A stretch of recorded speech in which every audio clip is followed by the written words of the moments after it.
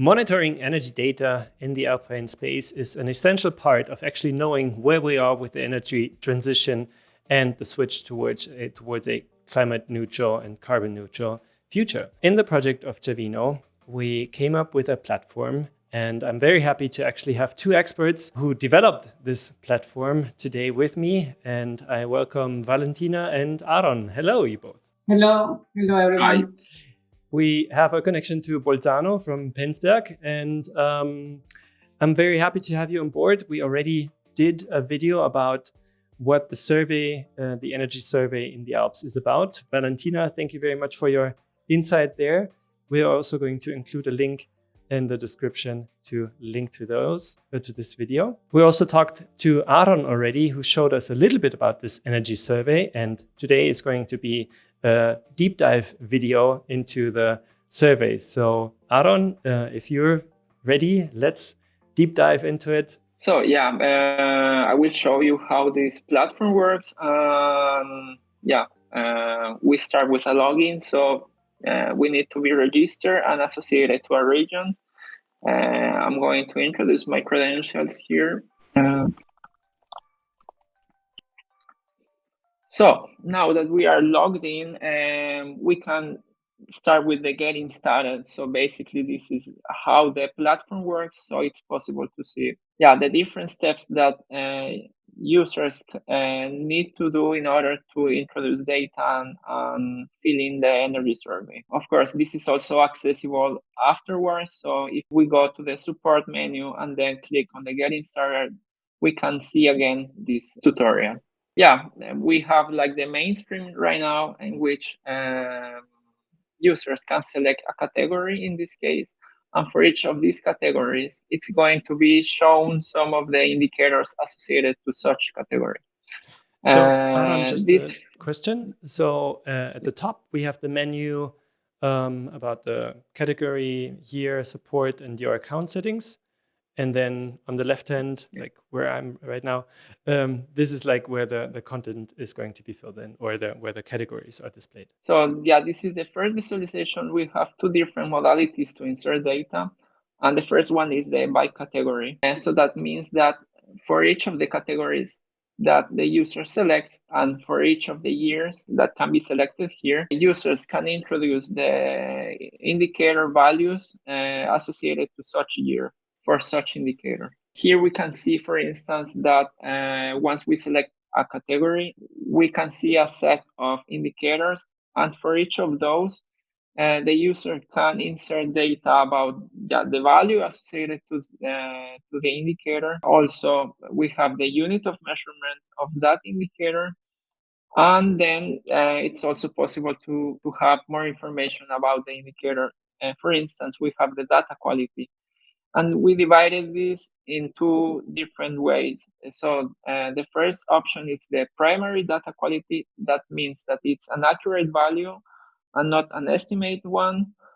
And also users can select the secondary data quality. That means that it's more an estimate rather than a measured value. It's also possible to insert the data source. So users can introduce a link, or they can also provide the agency, for instance, that measured that value. And in the case the indicator is available or not, users can also enable or disable it.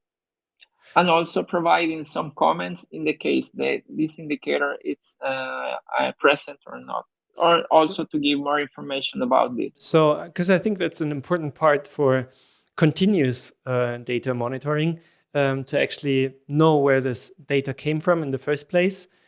Sometimes there's a change in staff, for example, there's a new responsible person for the energy data, so they can also look up the data source. And those comments eventually submitted completely with the report from this region, or is it just an internal comment? Right now, the comments can be visualized by right now just for the region, but then we need also to see if the comment is relevant enough to show it afterwards. I mean, it will depend on what the comment shows. So yeah, let's say for instance that we fill data about this indicator. Let's introduce it's a primary one, and it's energy agency. So then we can also, users can also save the draft at any time, so they can work with the platform and change into categories and so on. So they can just save, even if it's not completed, the indicator in this case, they can also save it to continue working afterwards. Something that I would like to mention also is that in some cases, the platform shows more information about what the indicator means. So if we go into this icon, it's possible to see more information. But then if we click this icon, it's also possible to have even more information about what the indicator means.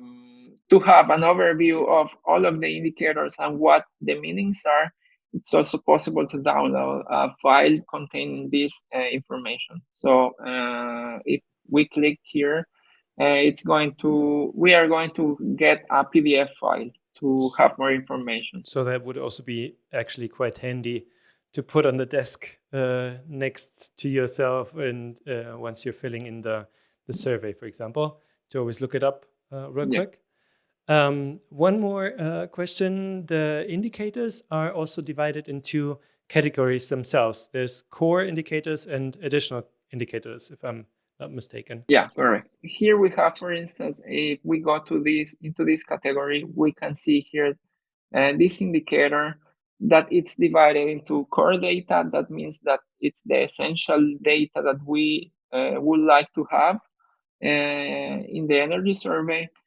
But then we also have additional values or additional data. That means that it's data that will complement the core data. Yeah, also something to mention about this is that at the beginning, the users will see all of the additional data disabled.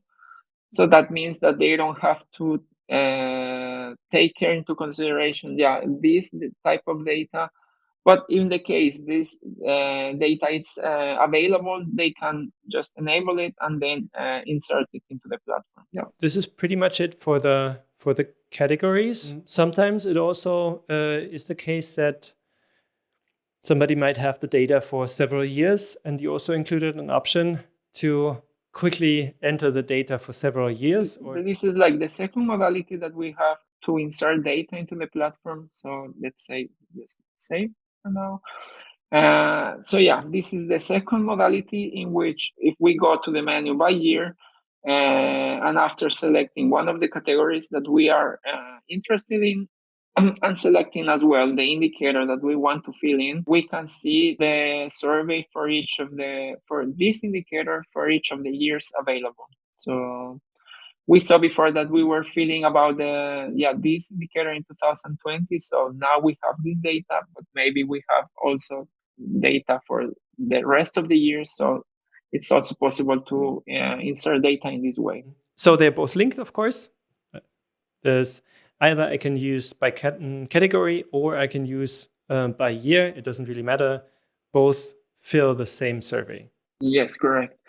And we also provided some other way in which users can fill the survey. So it's possible to, if we go to this button actions,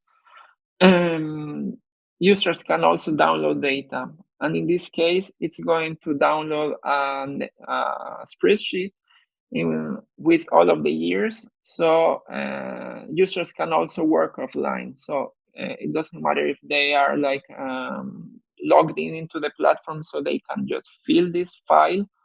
And afterwards, it's also possible to upload the same file in order to update data from that file into the platform. So yes.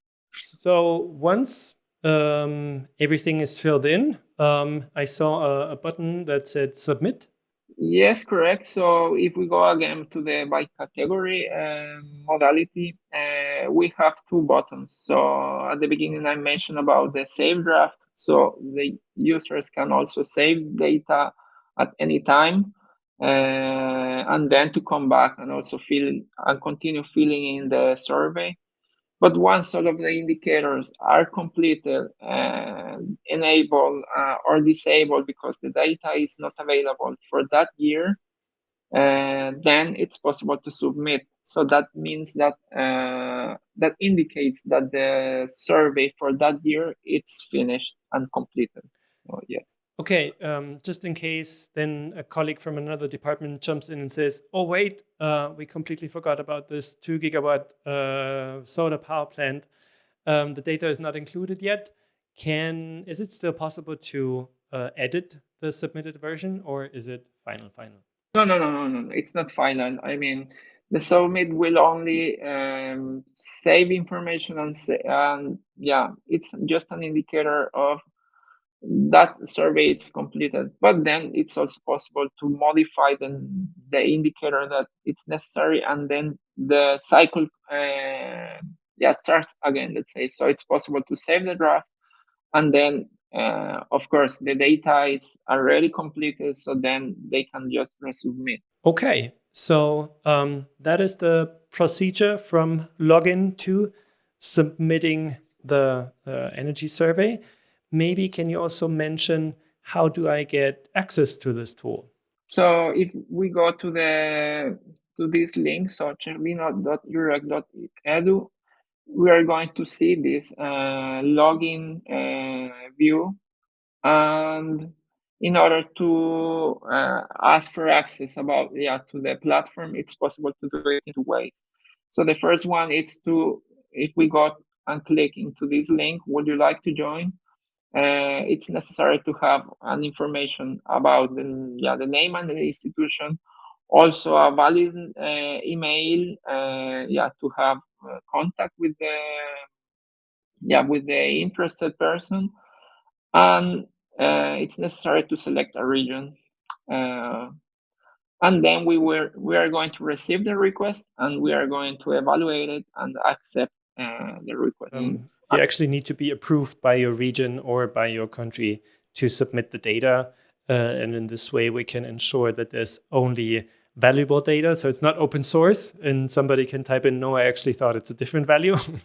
But we try to get as much reliable data from the official public institutions, in this case, from the regions or the countries. And then the second possibility will be just contact us. So you can contact either Valentina or me, and then we will be happy to receive your request and to evaluate it.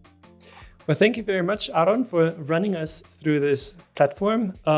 There is a lot of work and a lot of thought put into this platform. So thank you very much for putting this into, or contributing this to this CERVINO energy platform.